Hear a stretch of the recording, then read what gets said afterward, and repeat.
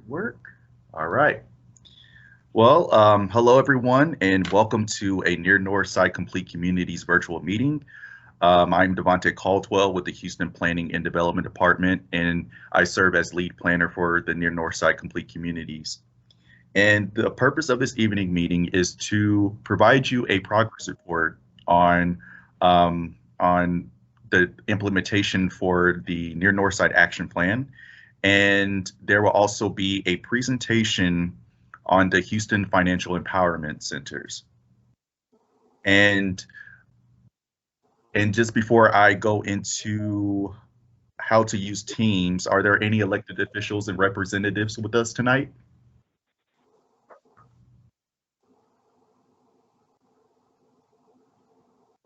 Jack Valinsky with the Mayor's Assistance Office. Thank you, Jack. Mike Watkins Jr. with Councilmember Sally Alcorn's office. Welcome, thank you. Carlos Delgado from Councilmember Cisneros' office. Thank you for joining. And I see we have Noel Baldovino. Yes. Hi, Devontae. It's Noel Baldovino with State Representative Penny Morales-Shaw's office. Thank you. Thank you. Right. Okay, so before we begin, I will go over how to use Teams.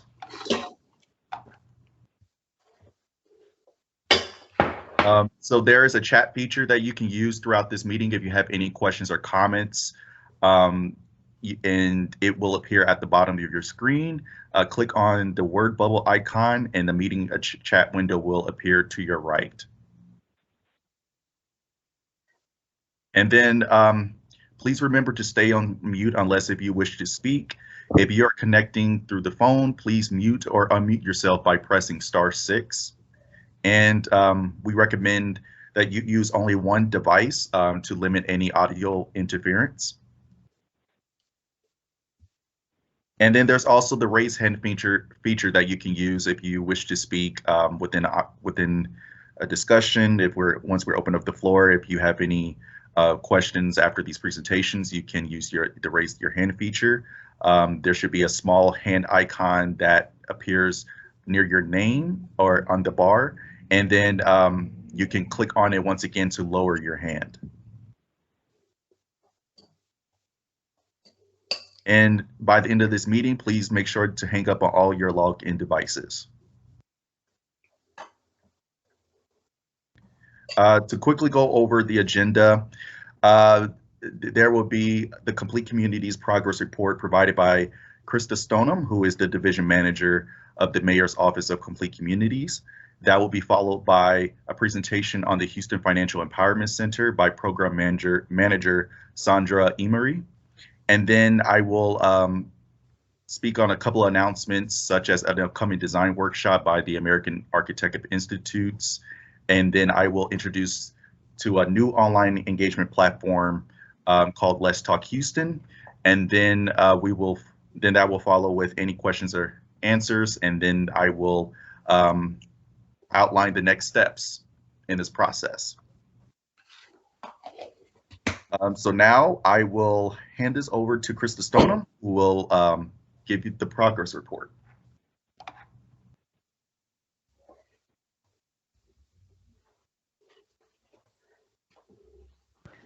Hi, everybody. My name is Krista Stoneham. I'm the Division Manager in the Mayor's Office of Complete Communities. I'm going ahead and share my screen right now for you. And I'm really happy to be here with you all tonight. Thank you so much for having me, Devontae. And for those who were here as a part of the planning process for Near Northside, I used to be the lead planner for Acres Home. So you may recognize my name or face from there. And I'm now proud to serve in the Mayor's Office of Complete Communities. So tonight I will be presenting a progress report of the Complete Communities Action Plan for Near Northside to accomplish 3 things. One is to tell you all the exciting projects the city and our partners and the community has been working on. And 2 is to find out what you all have been working on And goal number 3 is to find ways that we can collaborate together to progress some of the projects forward from the action plan that requires some coordination and communication from the city, the community, and our partners. But before we dive into some of the details of what was in the action plan and the updates that I was able to gather, I'm going to give a very brief overview on what is Complete Communities. So Complete Communities was launched by Mayor Turner in 2017 as his signature initiative, a collaborative and transformative citywide effort to revitalize under-resourced and underserved neighborhoods. The mission is to address historical inequities in economically distressed communities so that all Houston residents and owners and business owners, can have access to quality services and amenities close to where they live and work.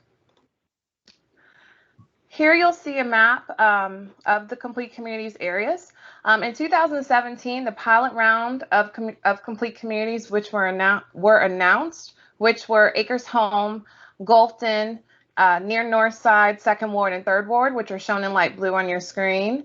And in 2019, Mayor Turner launched the Mayor's Office of Complete Communities, appointed its first director, Shannon Buggs, and announced the addition of 5 additional neighborhoods to the program, which were Alief Westwood, Fort Bend Houston, Kashmere Gardens, Magnolia Park Manchester, and Sunnyside.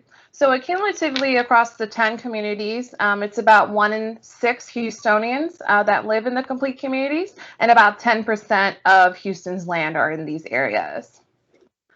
Complete Communities is a collaborative approach involving residents, community stakeholders, and all City of Houston departments and divisions, with city leadership from the Mayor's Office of Complete Communities, the Planning and Development Department, and the Department of Neighborhoods. Here is a little bit of an org chart kind of showing the different members of the team from the various offices I just mentioned. So the director, like I said, is Shannon Buggs, and then there's myself and my coworker, Sandra Emery, who you'll hear from later. But then the lead planner from the Planning and Development Department, which is shown in light blue, and the bottom left of the screen is Devontae Caldwell. He's the lead planner. And then, of course, we have our other teammate from the Department of Neighborhoods, Jack Valinsky, who's the Mayor's Assistance Office Liaison for the area. The Mayor's Office of Complete Communities, which in addition to overseeing the action plans, is responsible for facilitating the work of cross-departmental efforts and partnering with the right people and organizations to work together in developing long-term community solutions. The Planning and Development Department and Department of Neighborhoods work closely together with residents to organize and lead community-level improvements and programming. They also work to build relationships with residents and civic leaders to help sustain civic engagement and respond directly to residents' concerns. Collaboratively, we align the action plan projects with the implementation efforts of the city, the community, and our external partners. Because ultimately, these action plans were created for you all, the near Northside community and all the Complete Communities areas. They were created by the community and for the community after almost a year of engagement and collaboration with thousands of stakeholders. The action plan outlines the shared vision to guide the community revitalization in near Northside. And I will briefly go over the action plan updates that I was able to gather for the near Northside action plan. But please note that I will provide a copy of this presentation, and I want to briefly go through and give a high-level description on some of these updates to allow as much time as possible to address any comments or questions you have this evening. But there's also going to be future meetings to discuss how to move forward on the 3 goals I mentioned earlier at the beginning, which were, for us to tell you what we're working on and relevant to the action plan, to find out, what you're working on that aligns with the action plan, and of course, 3, most importantly, to find ways that we can collaborate together. Here's a slide that shows some of the public funding that has been invested into near Northside.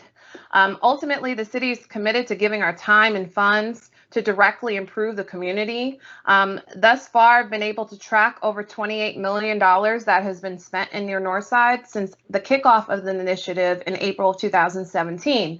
This is just showing a quick snapshot of the different funding sources. On the right side of the slide is a little bit of a description of those different funding sources and where they come from.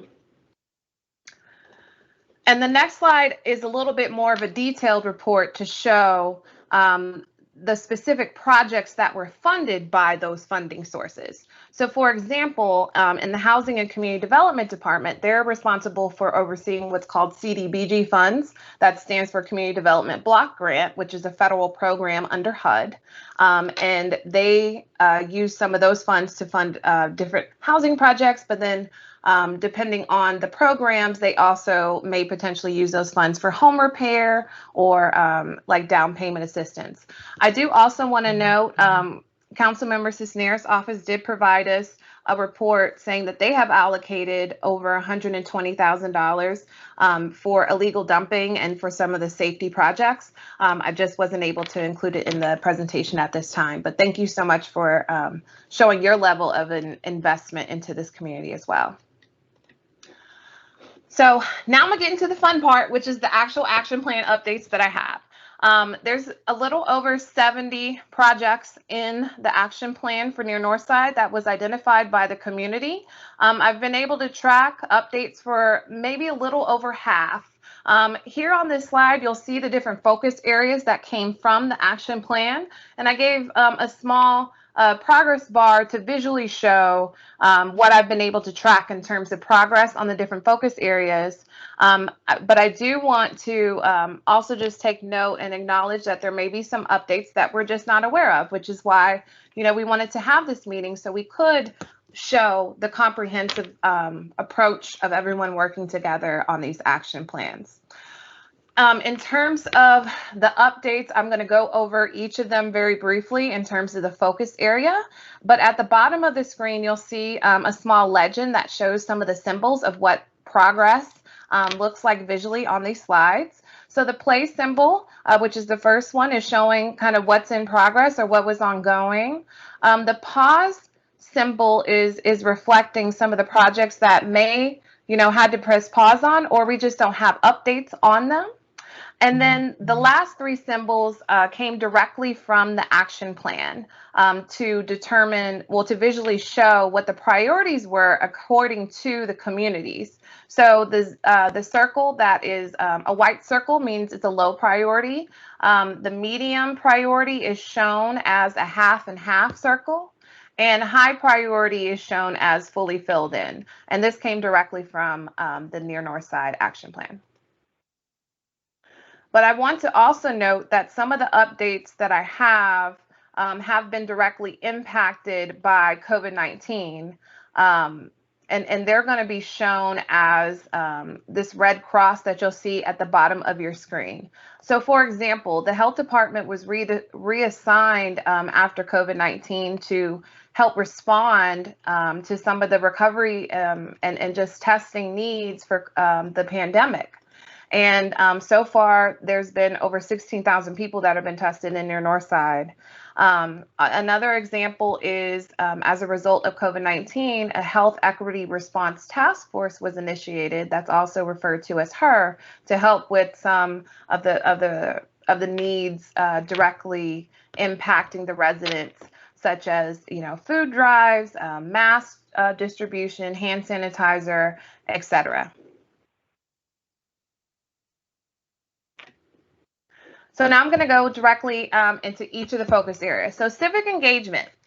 So far, I've only been able to track about 22% out of the total projects for this particular area. And I think it's because some of these projects were impacted by COVID. But there's still hope, because there's still projects, for example, like the Complete Communities University that was launched by the Planning and Development Department in 2018, and it was intended to move forward in 2020, so that was a little bit postponed. But conversations and leadership is being planned now to look into more educational and leadership training opportunities for this year. And then there's But then I also think that the reason that there might be pause on some of these projects is we really need a community partner to lead some of these initiatives, especially in civic engagement, and we can be there to support you. So for example, the project that shows grow an area civic clubs is definitely something that the Department of Neighborhoods can support, but in terms of the application process, I do believe that that has to be initiated by the residents. So that's something that can be discussed in either today or in future meetings about how to move forward on some of those projects. Economy and jobs. So the goals according to the action plan said to expand workforce opportunities and attract new economic development and grow the local economy. And this area, you know, in terms of the focus area has been impacted by COVID, but there has been some success. For example, Avenue successfully opened and completed construction for a 30,000 square foot facility called the Avenue Center, which houses different training programs.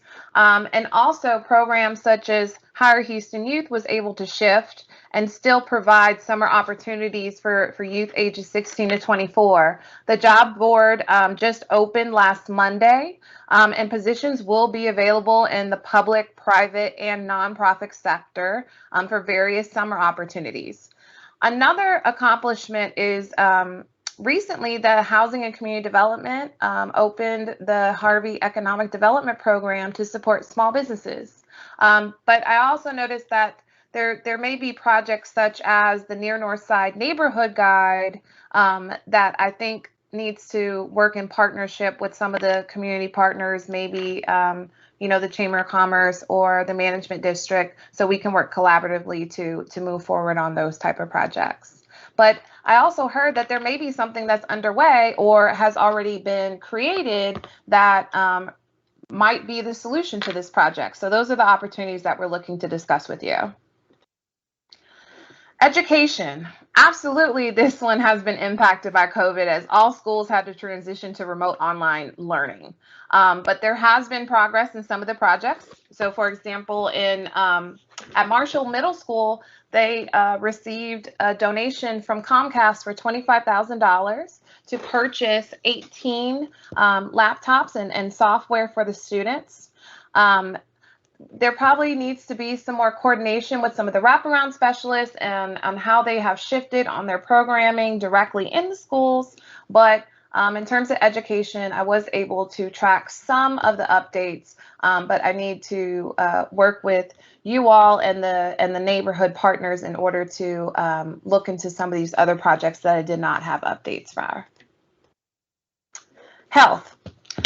So as stated earlier, the health department was redeployed to respond to the needs of COVID, but they did make some progress prior to the shift.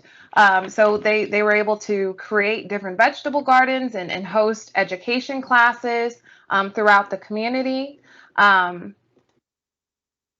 Also, there was some significant progress and movement on some of the walking opportunities, such as the Northside Management District coordinating with Metro to build sidewalks on Whitman Street, and some of the improvements of just the overall walkability in the area.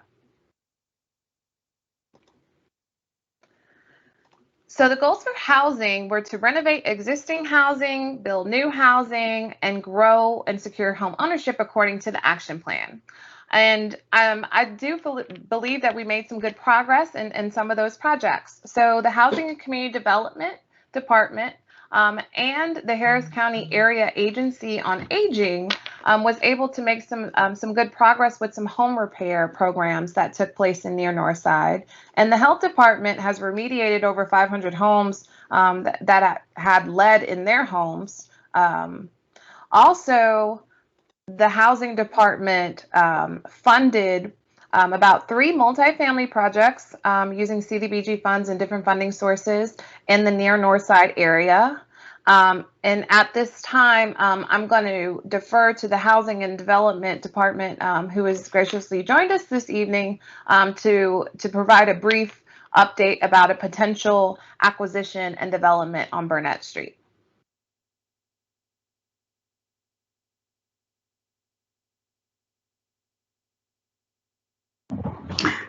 Krista, thank you for that introduction. Hi, my name is Rupa Sen. I'm the real estate manager for the housing department. Yes, and I'm excited to say that the city of Houston will be entering into an option agreement with the seller, which will be coming to City Council tomorrow for approval. It's approximately 11 acres of vacant land, and our single family division will be building homes, and we'll be working with various partners, and more information regarding that will be coming in the near future. But for now, we can say the contract is in front of City Council tomorrow morning. Krista, any questions? No, thank you, Rupa. That was perfect. So as you see, we're working in real time to move forward on some of these projects. Comprehensive community development doesn't happen overnight, but definitely with the team that we have and under the leadership of Rupa and some of the other colleagues that we have, such as, Ray Miller, we are definitely working hard to move forward on the goals and vision that you laid out for your neighborhood. Now I'm going to move to mobility and infrastructure. According to the action plan, the goals were to improve neighborhood mobility, improve streets, and expand bike lanes and amenities. So far, almost $3 million has been spent in combination of Houston Public Works and working with partners such as the Commissioner's Office and the TERS on sidewalk and crosswalk improvements. And in 2019, Houston opened its first protected bike lane on Hardy and Elysian Street. But I want to press pause to defer to Public Works, who's here with us, to give a couple more updates in reference to some of the projects they've been working on. Thank you, Krista. Hello, everyone. My name is Valerie Luna, Outreach Coordinator with Houston Public Works. I'm also joined by Stephen Weisenberger, Thinia Thomas, Alvin Watts, and Monica Flores. We are your mobility and infrastructure public works team. A few updates I do have to share that I would like to share. We successfully installed a decorative crosswalk at Fulton and Hogan. Quitman, Fulton, and Quitman and Cochran are part of a larger project called the Quitman Project. And that project will be bringing additional significant bikeway improvements and crosswalk improvements. Those intersections are currently in design, and we expect implementation later this year, early 2022. And we are currently reviewing Hogan at Cochran for additional improvements. And so hopefully later this year, early next year, I can come back to the complete community and share some more updates in regards to those intersection and safety improvements. Thank you, Krista. Thank you, Valerie. And as you can see, mobility and infrastructure is at 80% according to the data that I was able to track. So thank you, Val, and the mobility team for giving us, and the planning and development department for providing all these great updates that we have about how we're moving forward on the mobility and infrastructure projects that you laid out. Neighborhood care. Oh. Sorry, Krista, but just one thing. Yes, everyone, if you have any questions or comments, please feel free to write them in the chat and we'll get to you after the presentation. Thank you. Yes, thank you. We're almost done. I'm sorry. We're almost done. So neighborhood character was about focusing on expanding art opportunities and creating events to celebrate the culture. There was also mention about the minimum lot size application, and so far there's been over 2,500 lots that are protected in the community and over 28 ordinances, and that's just amazing to hear. And also I assume some of the celebratory cultural events, had to be postponed a little because of COVID and not really being able to physically gather.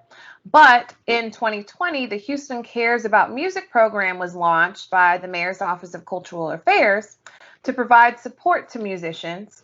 And they were able to support 28 musicians from the near Northside community.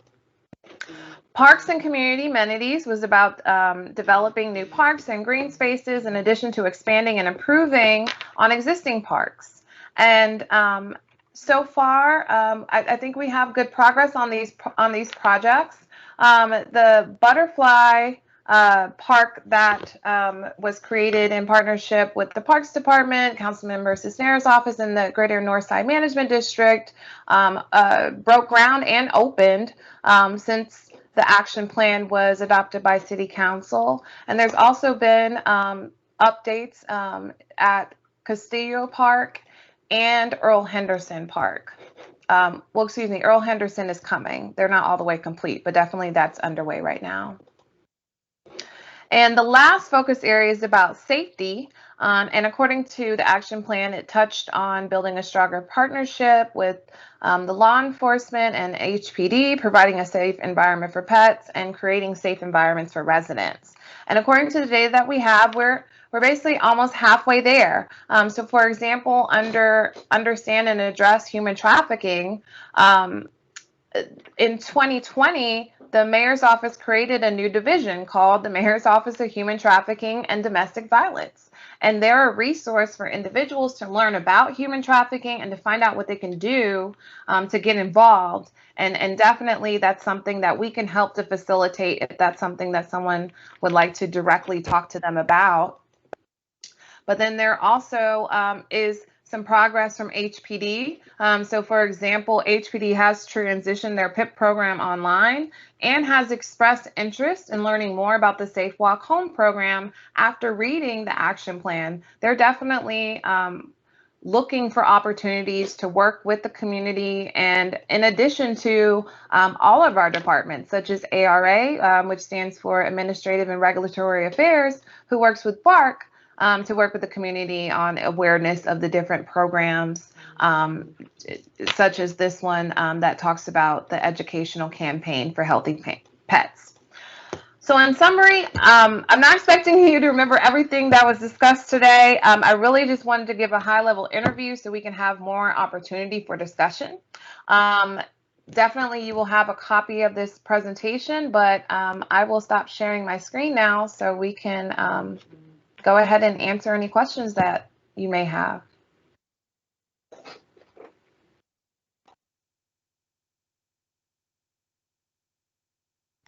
I asked my questions in the chat, so I don't know if you're going to refer to that, or do you want me to repeat the questions? Oh, I'm sorry. I wasn't able to see the chat as I was presenting. So, okay, so the question that I have is specifically about South Street and Quitman, related to the bike lane and to lighting that's going on there. I understand that there's still, the city is still considering different changes. This is Lynette, I'm sorry. Let me show myself. So we were just wondering about the corner of Quitman and South Street. That's where our neighborhood is mainly. And I know that there was a change in lighting there. I know there was also a change in lighting in other areas. So the question is, will the change in lighting remain, and what's the plan for the bike routes? Because we're also having some issues with safety behind the Leonel Castillo Center, but we will be attending a meeting with Commissioner Garcia tomorrow to address that. So is anybody here able to discuss the bike plan, the bike route plan for that area? I'm not able to specifically address that. I don't know if Valerie. Well, Valerie mentioned some bike routes, but did not mention that specific corner of Quitman and South. And then my second question was about the PIP meeting. I don't know if it's coming in through Councilwoman Cisneros' schedule of meetings, but I'd like to start joining the PIP meetings virtually. Okay, yeah, I'm happy to look into the scope of work for the Quitman project to see exactly if it goes further down to South Street. And then I can if you put your email in the chat, I can grab it from there and follow up with you and get you some more information. We already have signs there, Miss Luna. We already have signs that say bike route. I don't know if it goes beyond that. We were under the impression that, and I just added my Thank you. my email. We were under the impression that there was going to be some bike lanes placed on Quitman near South Street. So I think that's what we wanted an update on. Okay, yes, ma'am. I'll definitely look into that, and I can follow up with you at a later time. Thank you so much. And definitely I will also coordinate to get the direct sign up information for the PIP meetings. I don't believe HPD was able to join us today, but absolutely I can give you that information. Yeah, and this is Annabeth Socials with Greater Northside Management District. And I'll also, I just want to answer her question as far as the scope. The partnership has grown from, it was just going to be actually from South Street to Gano, that we were going to be able to do sidewalks and also a few other amenities. But now the project has grown to a partnership with the City of Houston, also with Metro, so that the scope has actually moved from White Oak and heading over onto Hardy and Elysian. So I definitely documented your email. As soon as we have community meetings to share more updates, we will definitely share that with you. And we are only at 50% design. So there's still a lot of work that needs to be done, and we'll definitely share that at future meetings for the community. Thank you. We definitely want to be part of that process. We literally have that property right there on the corner of South and Quitman. So it's very important that we stay involved, and we know that the near north side also wants to stay involved.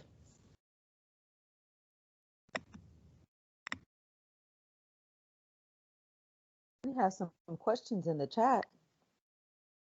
We have Rob asked, will these homes and Hardy Yards be affordable to median incomes of Super Neighborhood Club 51?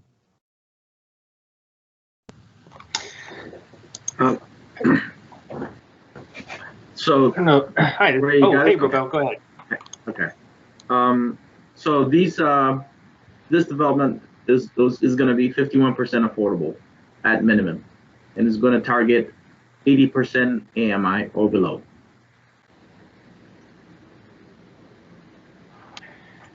And Robel, for the group, what the household incomes for a family of 4 for 80% AMI is right about $65,000 a year. Is that right? Yes, I believe so. Okay. So these homes would be affordable to homeowners earning less than $65,000 a year. Yes.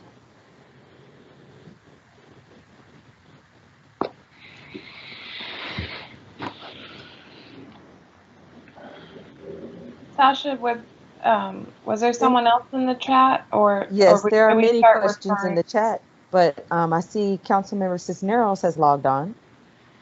Oh yeah, I've been here the whole time. I'm sorry, I just saw you. Okay. I thought there was a related question about, is there an opportunity for retail development in that property? And I just wanted to say that the primary purpose is residential, but that there is an opportunity, possibly, as a minor part of it, for multi-use, if that makes sense. And there'll be an opportunity in the charrettes that will be coming up for the community to consider that possibility. But the main focus, the primary focus, is on home ownership right there. You're right, council member, and just to reiterate, this is housing is looking at this investment opportunity through its disaster recovery grant we got from the jail over Harvey, and yes, and those monies are tied directly to housing. And knowing there's always interest and opportunity for a site like this, but this is we are using funds that are specifically designed for housing for this particular development. So you hit it on the nose, but happy to hear any other questions and thoughts as we work through the design of this particular development over the next several months. And I wanted to just add one. My name is Anderson Stout. I'm with I'm with the Housing and Community Development Department. And Councilmember Cisneros, thanks for providing that information. I just wanted to add one thing to what you said. You did mention the design charrette, and I just want to make sure everybody is aware that this will be coming online soon. Actually, we're finalizing our proposal with our partners internally within the city and our consultant that'll be working with us. And we really want to make sure that we have the community come out so that they can participate in this process, provide feedback, so that we can consider what is it the community is looking for around affordable housing, so that we can be responsive to the community needs. So we'll provide that information. Mayor's Office of Complete Communities is a key partner with us, so they will have access to the information. That's one forum that we will be able to disseminate more information, but we want to make sure that our stakeholders and community partners are all also helping us to get the information out there, so when the meetings are scheduled, we can have maximum participation. Thank you all. I would like to acknowledge Susan. I believe she had her hand raised at one point. I'm not sure if her question was addressed.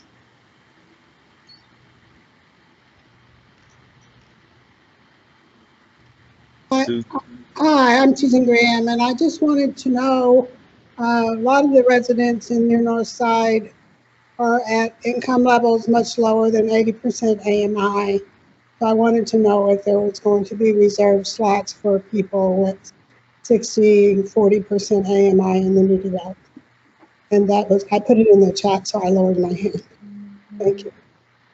So we will be targeting anybody that makes 80% or below AMI. So anybody that you don't have to make 60,000. It's anybody that makes 60,000 or below for a family of 4, for example.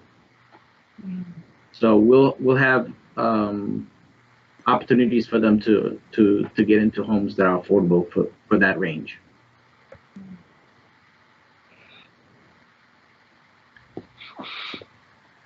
Hi, Krista. We have Planner Abraham Zaria in the room. He would like to speak on if we have any Spanish speakers in his room that would like to go into the Spanish translation room for the Spanish presentation version. Just making sure people are in the correct room. Oh, I know who's here. Hola, ¿qué tal? Muy buenas noches. Mi nombre es Abraham Zorrilla. ¿Habrá alguna persona que necesita ayuda en español? Si es así, en el chat o puede dejarnos saber. Ya compartí el link para tener acceso a la reunión en español y tratar de responderle sus preguntas en español. Muchas gracias. Thank you. Thank you, Abraham.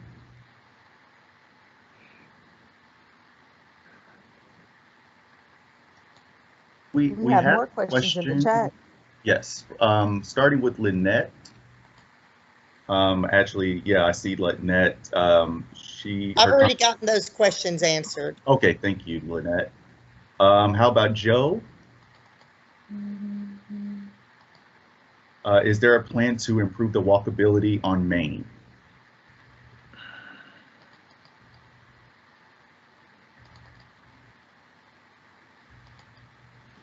I think we would need to have a little bit of guidance on maybe what do they mean by improved walkability? Is it a sidewalk issue, like in terms of there's a missing sidewalk, or are you saying there's just not enough space? Definitely, I can take back the information and coordinate with Public Works, but Hi there. Yes, I'm here for Joe Barron and Natalie Barron. The walkability on Main is pretty horrifying if you're walking on the, I mean, I guess it's a sidewalk if that's what we want to call it. People fly around that corner right next to White Oak Music Hall. I know we've been walking our dogs and have had to jump out of the way of cars flying around that corner. There's no protection for pedestrians there. Is there any plan for that sort of improvement? I'd like to talk about something that I'm funding that's happening like from Boundary on North Main, going north all the way to Pecor, and that is bike lanes that will be going in there. And that will make it safer. That will narrow the road. It will slow the traffic, and it will make it safer for pedestrians as well. When we make roads safer for bikes, we make it safer for everybody. And in January, they said that they were 90% complete with the design drawings. I haven't actually gotten an update on that recently, but construction will happen for those bike lanes this year sometime. And one of the big reasons I wanted to fund that was because getting bike lanes firmly established, in the infrastructure, not just a drawing on paper, would ensure that whatever TxDOT does, that they would have to be respectful of that and make sure that there was something even better that was replaced. Thank you so much, Councilmember. Yes, we are working closely with Councilmember Cisneros on the North Main bike lane design. We were at 90% in January. There have been some comments that our traffic section has had for the design consultant. So they are currently addressing those issues right now. So we're just at the end. We are right there, but there's still some safety issues that our traffic, like I said, our traffic section is working with the consultant on. So hopefully, yes, hopefully we will be in construction and implementation later this year.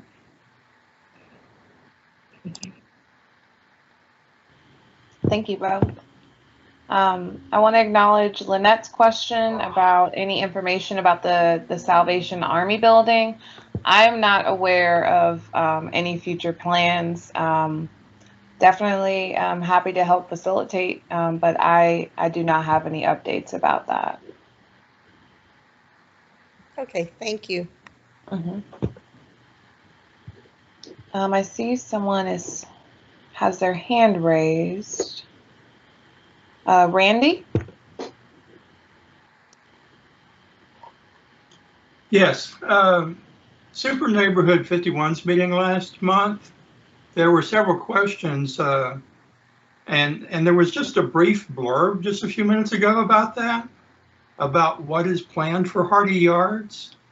And just wondering exactly where that is in the process.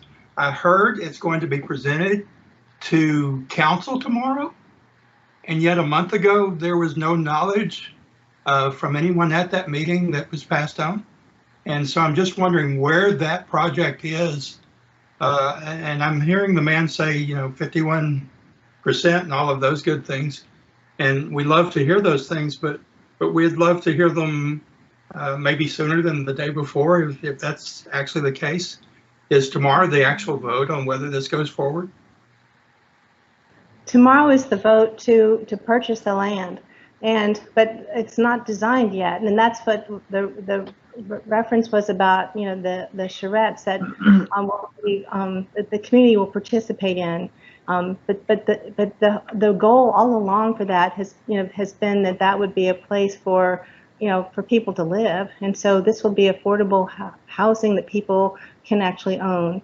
And what that will be exactly, we don't know. That's what the community's input will help determine. And there will be presentation at this Thursday evening's super neighborhood meeting by the housing department to address and get into a lot more detail about that.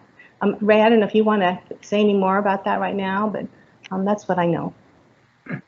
Okay, it was just.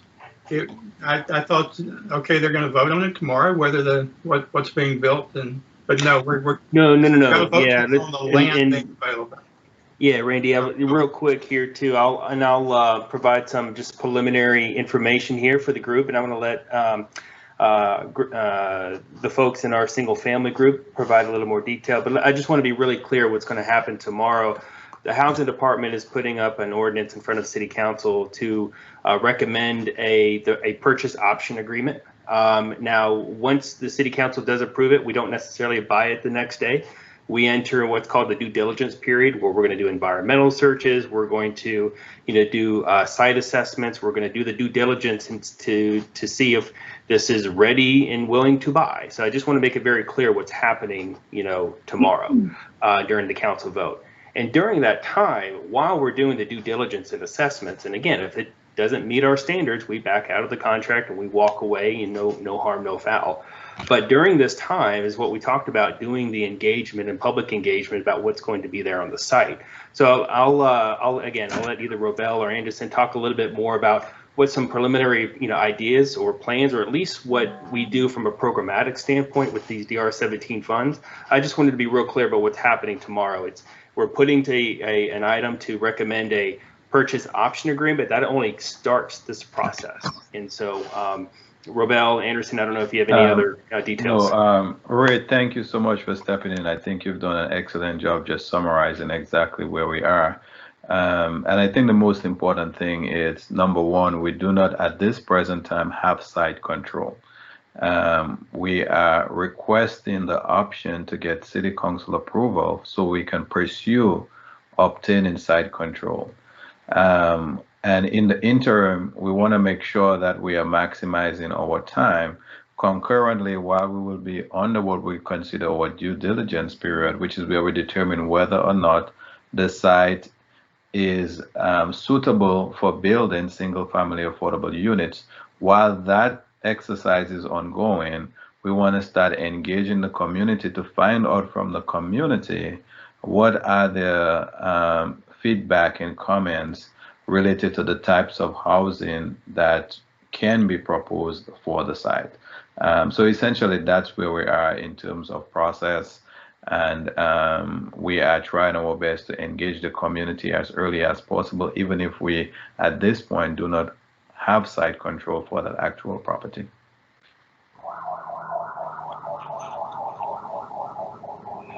Does that provide some additional clarity around the concerns or related to the specific question that was asked? Well, I have my hand raised. I just, before we move on, I'm still confused because I'm glad you brought it up, Randy. There was a lot of confusion at our last super neighborhood meeting about who owns the property. I guess if somebody could answer that question, that might clarify some things for me. You're talking about somebody purchasing it, but who owns it currently? Yeah, the site is currently owned by a private investment company. I think they're called Cypress, based out of Austin, and they've been selling parcels of the site. So the option agreement would be to enter into a purchase option agreement but the current owners is Cypress still, and that will continue until we actually buy it. But that if we get through the due diligence stage, and if we get through this, it wouldn't be until months from now. So no, city does not own it at this time, and nor will they after tomorrow's vote. And then y'all are just considering purchasing part of it. Correct. Yes. It's 10.7 acres. How many? 10.7 acres. And what is the total Hardy Yards or all of that area? I am not sure, Ray. I don't know if you have visibility. I think in total there's 5 parcels that amount to about 55 acres. In 2 of those, you see the apartment complexes coming up right now, but I think it's 55 in total. Okay.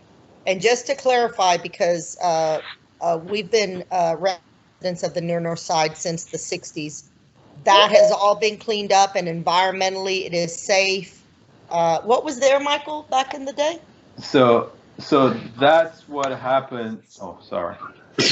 I'm sorry. My husband was just, he's the one that's lived there since 1959. Okay. So that's and he saw the Metro report that discussed a lot of toxicity in that area. So just curious if all that's been. So that's the reason why it's called an option agreement. That's the reason for what we consider our due diligence period. When Ray mentioned it will take months even after this vote for the city to literally purchase the property, that's what will be happening during that period of time. We have to consider, we have to do an environmental assessment. We have to check to see whether it meets the right infrastructure requirements to do single family affordable housing. So we'll be going through that entire assessment. And on the back end of it, if it meets our litmus test, or if it has all the right requirements to support single-family affordable housing, that's when we'll actually purchase the property. Okay. Because someone mentioned that they dropped a lot of dirt there and that it was not contaminated anymore. Thought that was an interesting comment, but just curious. Just curious. Yeah, we Thank would you. have to do that specifically for the 10.7 acres, which we are proposing to buy. We would have to do an environmental review, obtain the environmental clearance. So it's a process, but Okay, we'll be yes. going through those steps. And concurrently, we want to start doing the engagement should everything work out. We do not want to wait till after months from now to begin this process. Okay. I'm sorry. My husband is sitting in the room, but not on the meeting. He has a comment real quick. There was an environment, Metro did an environmental impact of the transit center. Okay. I don't know if y'all can hear him. No, we cannot. So Metro, what he understands, when Metro was planning to do a transit center there, years ago, not sure exactly what year, they did an environmental study related to that specific area. Now, I don't know what's happened since then.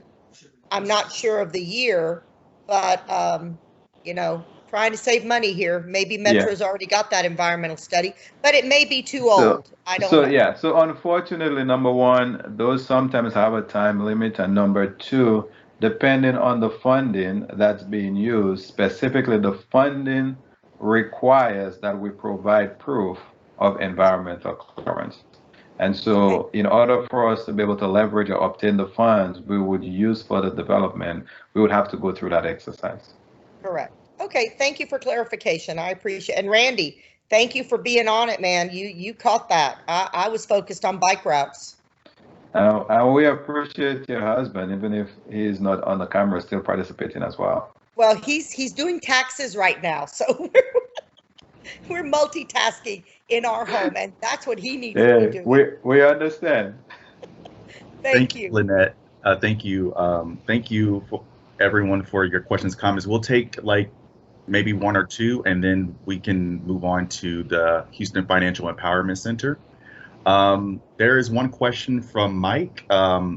Is there any timeline regarding the completion of Elysian Street into downtown? So I'm actually not familiar with that project, but I can certainly follow up with the best person within the department and get back to him. If Mike, if you want to put your email into the chat box, and I can follow up with I believe it's probably going to be our capital improvement or our local rehab team. I'm not quite sure yet, but I can definitely connect you. Thank you, Valerie. Okay. Any questions? Looking in the chat. Sasha, do you see a question that we have not?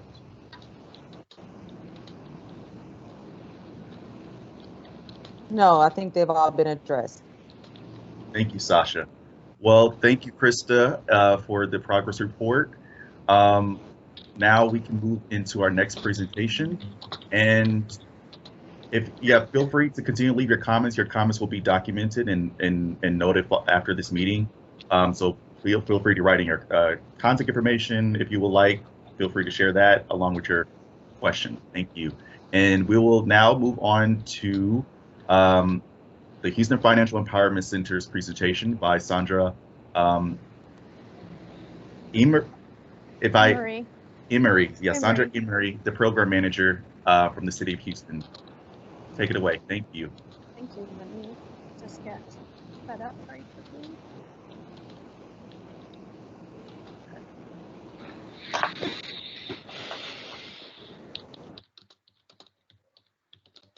Can everyone see my presentation? Yes. Okay, great. I am Sandra Emery with the Houston Financial Empowerment Center, and I just want to announce that we do have this presentation in Spanish available as well. I actually have two financial counselors present with here in the presentation to answer any additional questions that you might have after I present. So how can the Houston Financial Empowerment Center help you? First of all, it provides free professional financial counseling to all Houston residents 18 years and older. Individuals can actually schedule an appointment via our website. All sessions, our financial counseling sessions, are made remotely at the present moment because of COVID. So this slide shows you the actual homepage for the Houston Financial Empowerment Center.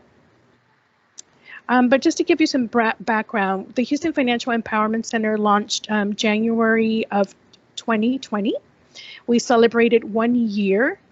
This year, we have served 500 clients with about almost 2,000 financial counseling, coaching, and sessions at the moment. We provide real-time assistance with the help of professional financial counselors who offer, of course, the financial counseling, coaching, and like case management. All of our financial counselors go through a rigorous training course. They are certified. Typically, they hold a degree and have 2 years of financial counseling experience, and then they have to pass a certification process. Just to let you know the importance of financial well-being, it means having financial security and financial freedom of choice. It means having the means to absorb a financial shock. It is important for creating personal financial goals and planning. And it is an important part of mental health and well-being, as financial issues often take a heavy mental toll, especially right now with the global pandemic. The Financial Empowerment Center can assist with identifying situations where you can be proactive. We assist individuals with prioritizing finances based on importance, creating a crisis budget, contacting creditors, banks, and landlords. And we always inform the community that you're not alone, that we are here to assist you with navigating the overwhelming financial burden of contacting creditors, assisting with disaster assistance applications and forms.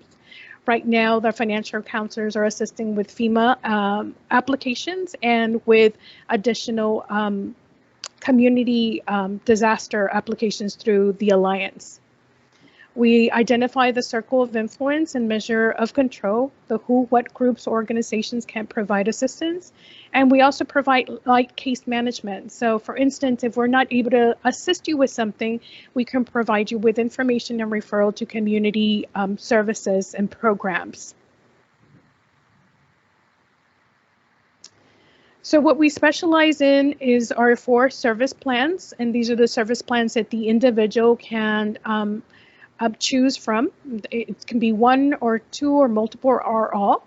We assist with banking, service plans, credit, debt, and savings. And just to let everybody know that if an individual obtains financial counseling through us, through the service credit plan, we provide free credit reports. All financial counseling packages are customizable. It basically depends on where the actual individual is. If they need assistance with debt reduction, establishing and building credit, access to safe and affordable mainstream banking products, building savings, referrals to community resources, identifying and addressing any financial need, and we also assist with plan for achieving life financial goals. We understand that finances are not just numbers, but they reduce financial stress by us offering the financial counseling. You obtain and improve emotional health and develop financial management skills. We have 3 locations currently, one at Acres Home Multi-Service Center, second one at Magnolia Park Manchester Multi-Service Center, and a third at Sunnyside Multi-Service Center. However, all our financial counselors are actually working remote. So individuals don't necessarily have to be in these communities. Right now, all services are provided to all of Houstonians, and they're provided remotely via telephone or an app such as Skype, Teams, or anything like that. Just to let everybody know, to schedule an appointment with one of our 6 financial counselors, you just go to our website or homepage and schedule an appointment that way. We offer all financial counseling sessions in English and Spanish, and we just added an additional financial counselor who speaks Vietnamese. My information is there, but I just wanted to actually just give you some additional information as well. Besides assisting with disaster recovery applications such as FEMA, we also are in partnership with Baker Ripley with the Volunteer Income Tax Assistance Program that we can actually offer that type of assistance to individuals. And that is my presentation. I know I went through it very quickly, but I am here to answer any questions. And also I have 2 financial counselors present. And like I mentioned, we have this presentation in English and in Spanish, and we have our financial counselors that are bilingual as well. Thank you. Hi, Randy. Do you have a question? I see your hand is up.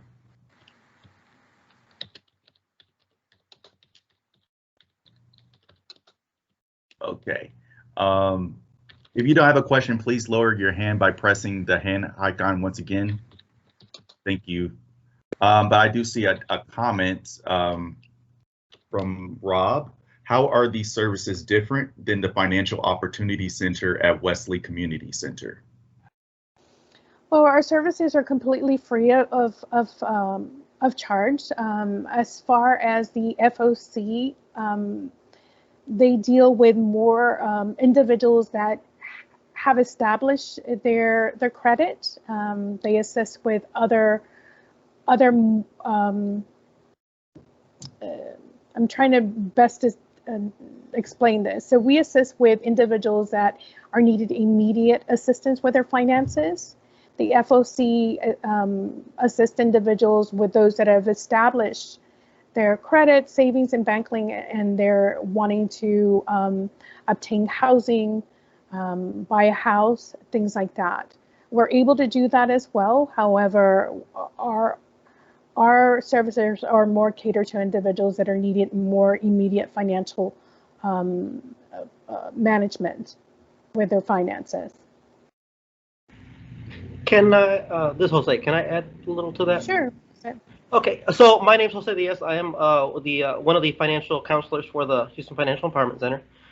So the biggest difference is how deep we as financial counselors can go with the clients. So if you look at the financial opportunity centers and the types of services they offer, there is a lot of similarities, but like we go a little bit deeper because that's one of the reasons why we go through the certification process to be a certified financial counselor as opposed to a coach. With the financial coaches, typically they work with clients, but they can't go quite as deep. So like if I have somebody that's dealing with credit issues where it comes to a debtor and they want somebody to walk with them on that phone call, and as far as like negotiations, those are kind of things that we do. So it's a little bit deeper touch than your typical coaching relationship would be. Thank you, Jose. And we actually, when I say real time, we actually are there with the client. We assist them with opening their mail and going through their finances. The first counseling session is typically 1 hour where the financial counselors do a financial health assessment. Consecutive or subsequent sessions are typically 30 minutes to 1 hour.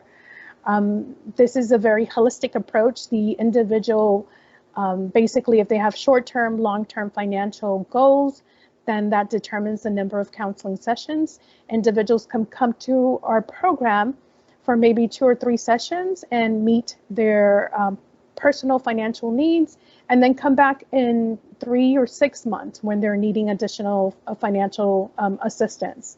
So it can be very ongoing. It's not just prescribed. So the individual actually customizes their package accordingly. But the financial counselors do go through the credit report. That is something that we do free of charge. We offer free credit reports, and these are actually through all the 3 credit bureaus. So they're very comprehensive as well.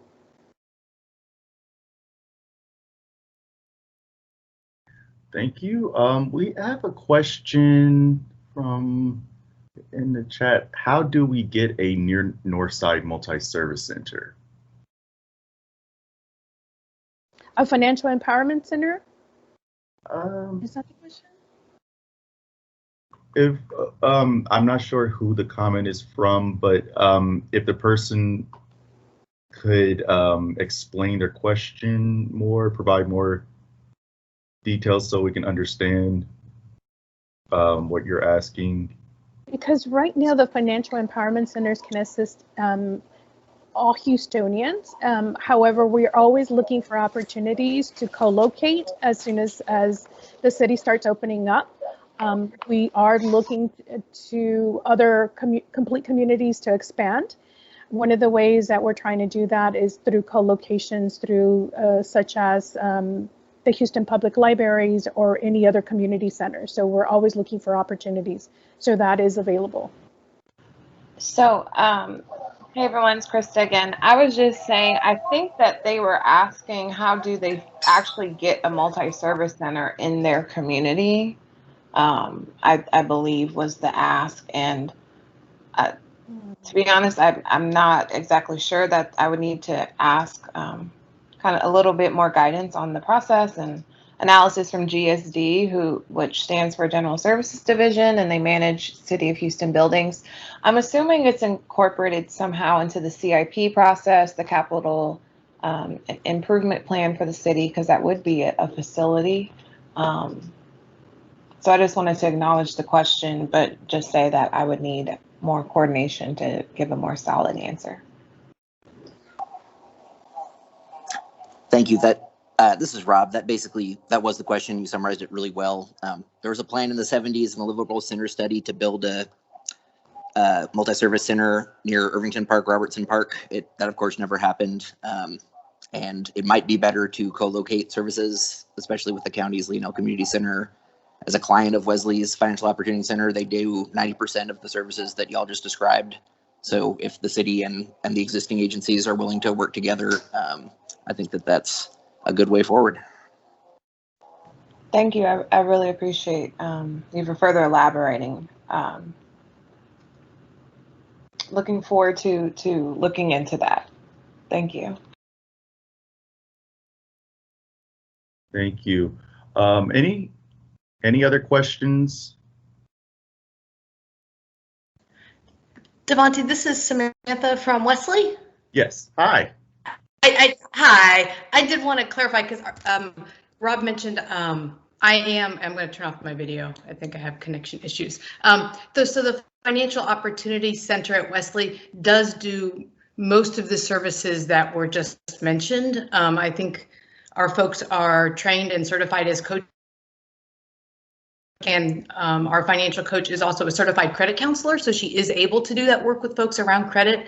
And so I think like Rob said, it's 90 to 95% the same kind of services they would get, sort of long-term work. We work with our clients for 3 to 5 years around their financial goals, and really kind of helping them with savings and budgeting, reading their credit score, building their credit, all of those things.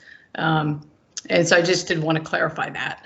And we're a resource in the Northside, and we're doing all of our work virtually right now, and are happy, to Rob's point, interested also, and if they're wanting to do some work in the Northside, would love to talk to them about that and kind of what our experiences have been in the Northside so far. Thank you. Thank you.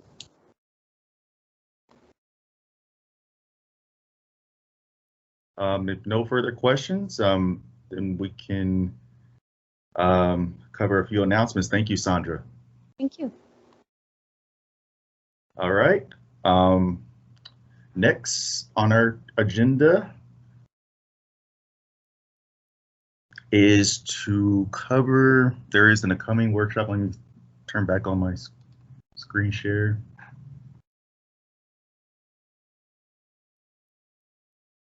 Okay.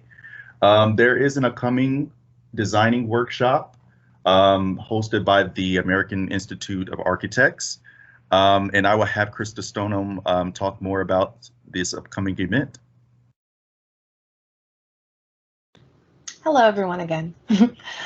So the Designing for Impact series is ultimately a chance for the community to speak directly to the design community, different architects and planners, and they are going to interpret visually what some of your aspirations are when it comes to corridor revitalization, economic development strategies, etc. This is actually something that initially was scheduled for the end of February, but was rescheduled and postponed to allow more time for engagement, especially because of the winter storm and the shift in timeline.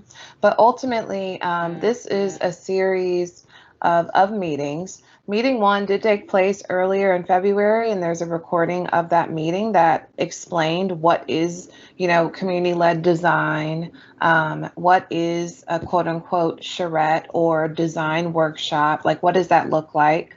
So that's some good information that we can share with you as a follow-up to this.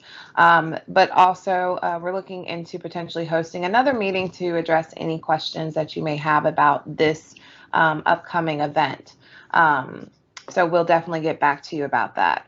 But on April 10th will be the community engagement workshop where you will directly engage with the design team for near Northside. And on April 24th, that design team will come back with the interpretation of what they heard you say at the community engagement workshop. So definitely save the date on these 2 meetings. We will definitely get back to you with the specifics in terms of sign up and if there's any upcoming meetings in reference to this.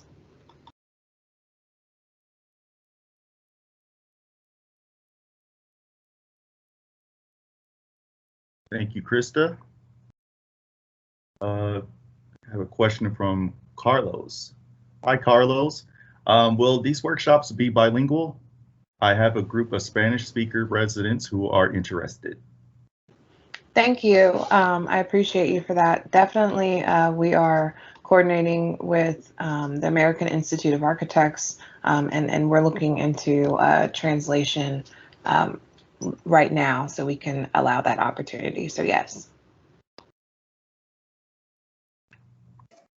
Thank you, Krista. Thank you, Carlos. Any other questions? There is the link in the chat if you would like to look up more details on the upcoming workshop, and then to register if you would like to participate on Saturday, April 10th. But thank you, Krista.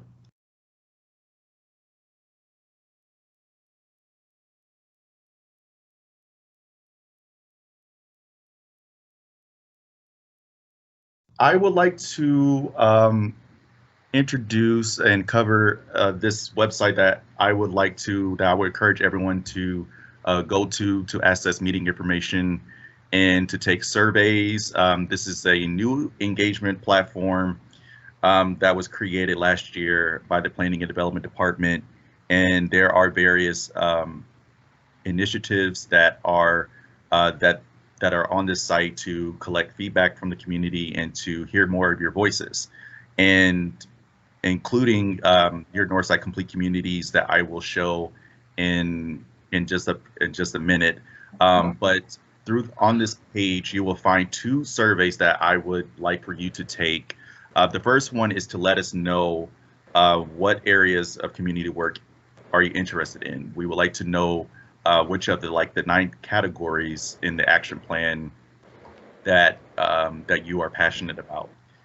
We would like to know more about you and how we can collaborate as we move forward. And then the next survey is to select the date of when we can meet in April. So today's purpose was to provide the progress report on the items, the city providing you the information on what's been in progress for the implementation of this action plan. But the purpose of the next meeting will be to discuss a project that we can work on, that we can move forward and collaborate. And then also along the way, we would like to hear from you of what's currently going on in the community, what you have been working on. We would like to hear from you on that matter. But the deadline to select the next meeting for April will be next Tuesday. And I will show you, and I will switch the screen to show you Let's Talk Houston.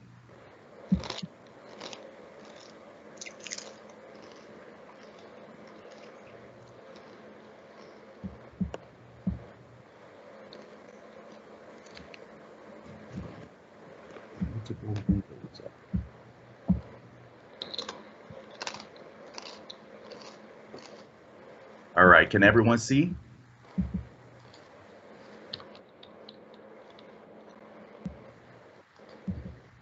Krista, can you see? Yes, we can see it. Thank you. This is the page for near Northside, and through this page you can access the action plan in English or Spanish, and there will be information posted towards the bottom about upcoming meetings, including tonight's meeting. There are multiple links that you will find on the side that will direct you to plans like Resilient Houston, the Houston Bike Plan, Houston Vision Zero, also a link to sign up for our Complete Communities newsletters to keep informed of what's happening. And then there's my contact information right up here.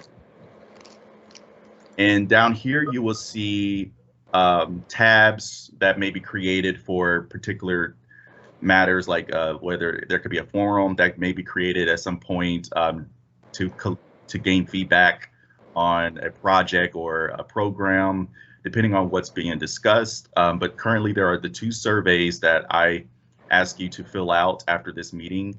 The first one is the areas of interest, and I have a lot of your contact information, but feel free to write your email address to make sure that I am keeping everyone in the loop and keep everyone posted.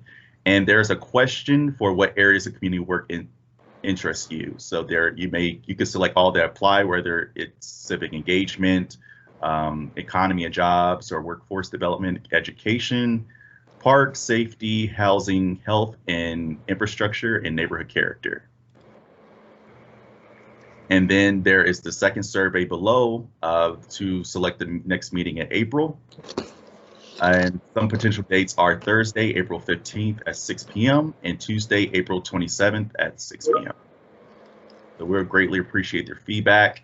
And I encourage everyone to take a look at the action plan in preparation for the next time that we meet, and to look into potential projects that we can collaborate on. So if you have any further questions, feel free to contact me. My contact information is provided on this page, but I can also put my contact information in the comments section as well. This meeting is recorded, so this will be provided online for anyone who would like to watch this meeting. And then I will also share notes after this meeting as well. But that's all I have for tonight. Are there any questions before we conclude? Yes. Hi, this is Lynn Henson, Planning Department. Can you scroll up to the very top of Let's Talk Houston? Thank you, Lynn. Thank you, Lynn. Yes, there is a translation tool where if you go to scroll to the top of the page, you can select from multiple languages. So for example, with Spanish, if you click Spanish, it will translate the page into Spanish, but there is a translation function that to make it accessible for everyone. Thank you, Lynn. Was that what you were going to make?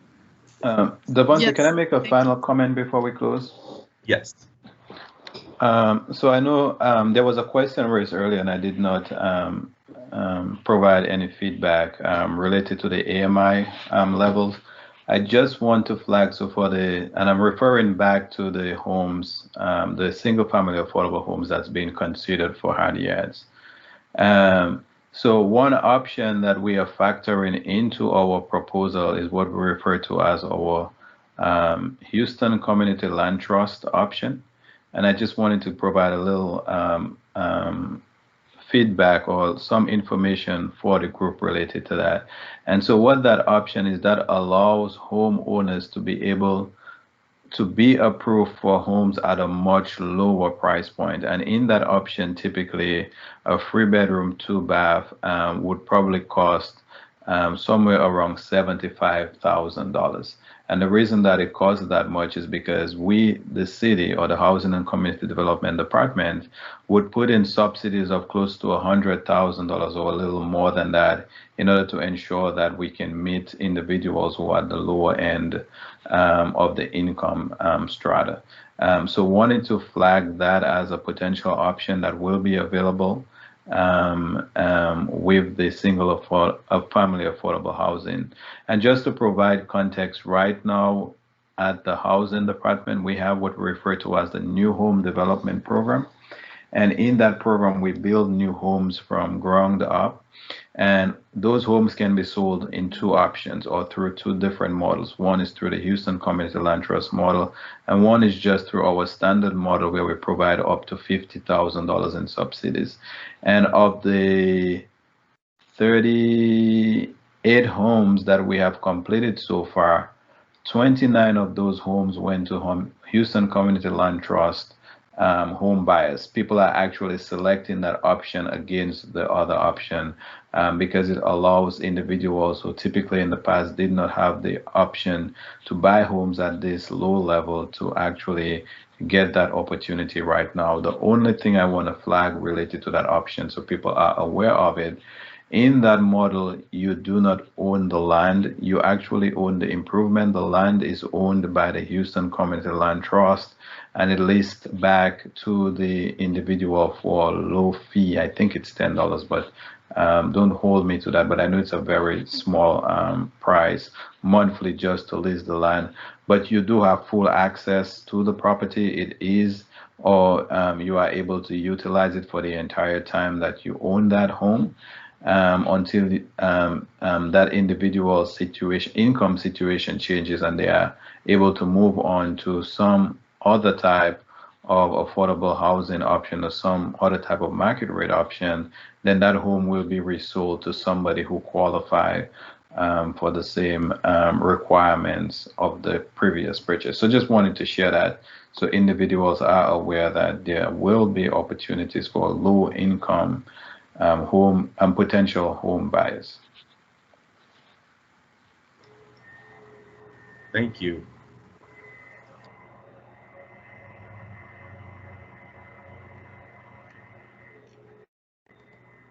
Any questions, comments? Yes, Mr. Caldwell, I just wanted to say thank you so much to everyone. I know how hard y'all work and we have to say thank you to each other. But I also want to thank District H News email because that's how I found out about this meeting. So I appreciate Councilwoman Cisneros' office for sending that to me. And I've added my email address to the chat, so anybody else needs to email me. I appreciate it. And thank you again, and you all have a safe and stay healthy. Thank you. Thank you for attending. Thank you, everyone. I do want to give a quick acknowledgement to other planners on this call. Lynn Henson, who is our project manager, Sasha Marshalls, who is working with one of the complete communities, actually 2 of them, 3rd Ward and Acres Home. She was monitoring the chat today. Thank you, Sasha. We have Eric Glenn as well, who is helping with the complete communities. Thank you, Eric. And then again, Abraham Zaria, who was on this call, and then Jennifer Austin, who is one of the assistant directors of the Planning and Development Department. Thank you, everyone, for attending. And again, if you can please go on letstalkhouston.org to take the 2 surveys.